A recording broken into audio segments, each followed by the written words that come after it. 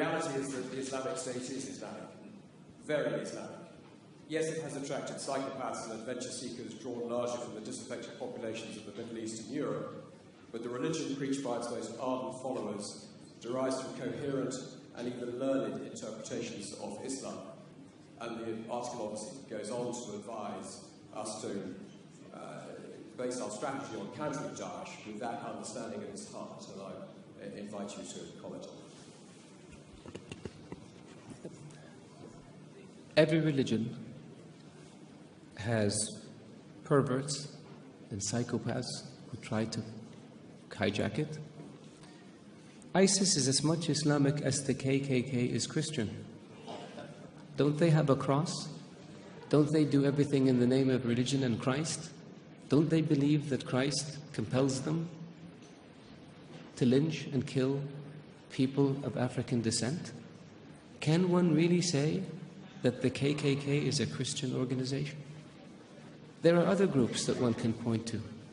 There are other massacres that were committed in the name of keeping certain countries or regions clear of non-Christians. There are people like this also in the Jewish faith that have nothing to do with Judaism. There are people like this in the Hindu faith that have nothing to do with Hinduism. For anyone to argue that Daesh is Islamic is preposterous. In the Islamic faith, the Quran reveals that you have your faith and I have my faith. And you're free to practice your faith and I'm free to practice mine. What greater sign of tolerance and acceptance do you have than this? In the Islamic faith it says, he who kills an innocent soul is as if he has killed all of humanity. And he who saves an innocent soul is as if he saved all of humanity. What better example of compassion and mercy do you have than this? So if you look at what Daesh says and you say it's in the scriptures, doesn't the Old Testament say an eye for an eye and a tooth for a tooth?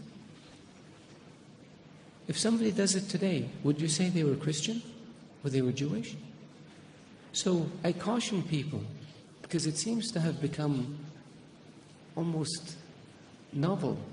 Not novel, it's become the flavor of the day to try to read things into Daesh or into Islam that are not there.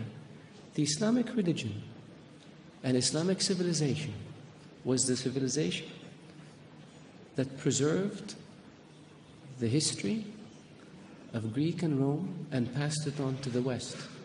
Western civilization would not exist without the Islamic Arab civilization. The Islamic civilization and the Islamic Arab civilization was the civilization that connected China with Europe.